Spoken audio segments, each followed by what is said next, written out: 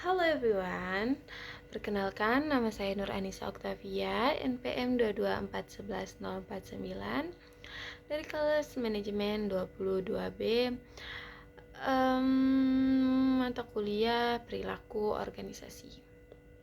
Nah, di sini saya akan menjelaskan perilaku individu dan organisasi.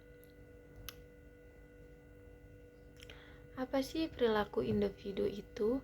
Nah, perilaku individu menurut Stephen Robbins dalam bukunya yang berjudul Perilaku Individu menyatakan bahwa suatu pemahaman tentang perilaku bermula dari kajian mengenai kontribusi utama psikologis terhadap perilaku organisasi. Organisational before atau bisa disebut OB. Kontribusi ini dibagi dalam 4 konsep, yaitu sikap, kepribadian, persepsi, dan pembelajaran. Nah, selanjutnya perilaku organisasi itu apa sih? Perilaku organisasi adalah perilaku organisasi yang menyelidiki pengaruh yang ditimbulkan oleh individu, kelompok, dan struktur terhadap perilaku manusia di dalam organisasi dengan tujuan menerapkan pengetahuan untuk meningkatkan efektivitas organisasi. Bahan kajiannya adalah sikap manusia terhadap pekerjaan, rekan, imbalan kerja sama, dan yang lainnya. Selanjutnya ada karakteristik biografis perilaku individu, yaitu yang pertama ada usia. Usia berdampak pada tingkat turnover karyawan, kemungkinan, kepuasan, dan produktivitas. Selanjutnya ada karakteristik yang kedua ada jenis kelamin.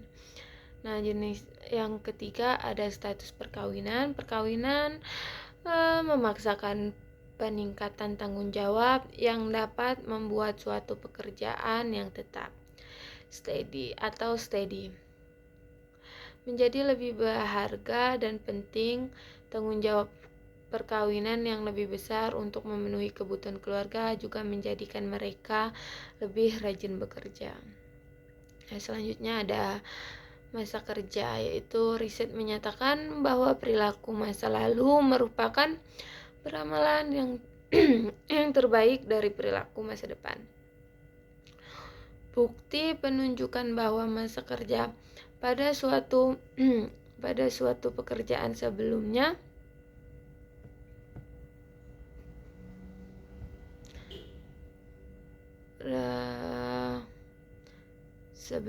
dari seseorang karyawan merupakan peramal yang ampuh tentang keluar masuk karyawan itu di masa mendatang. Selanjutnya ada kemampuan individu. Perbedaan antara kemampuan dan keterampilan. Kemampuan merupakan bakat atau bawaan seseorang untuk melakukan tugas fisik atau mental.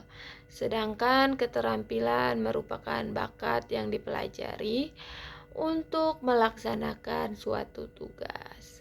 Nah, jenis kemampuan yaitu yang pertama ada kemampuan mental, kelancaran dan pemahaman verbal, penalaran induktif dan dedukatif, memori asosiatif, serta orientasi spasial. Nah, selanjutnya yang kedua ada inteligensi emosi atau IEQ.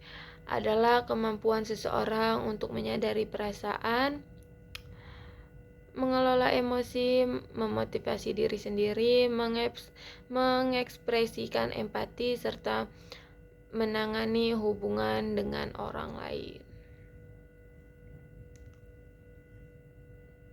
Selanjutnya ada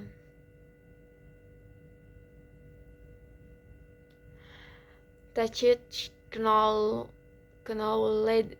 adalah pengetahuan praktis yang diperoleh seseorang melalui pengalaman langsung. Selanjutnya yang keempat, ada kemampuan intelektual, adalah kemampuan yang diperlukan untuk menjalankan kegiatan mental yang terdiri atas kemampuan berhitung, pemahaman comprehension, verbal, kecepatan perceptual, penalaran induktif, penalaran deduktif, dan visualisasi ruang.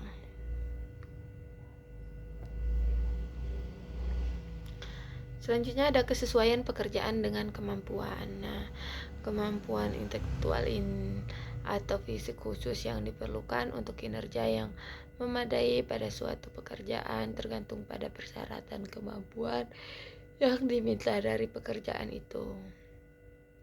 Kesimpulannya, jika kemampuan seseorang karyawan jauh melampaui yang diperlukan untuk melakukan pekerjaan itu, manajemen akan membayar lebih daripada yang diperlukan dan dapat juga mengurangi kepuasan kerja karyawan tersebut dan akan menyebabkan frustasi atau stres oleh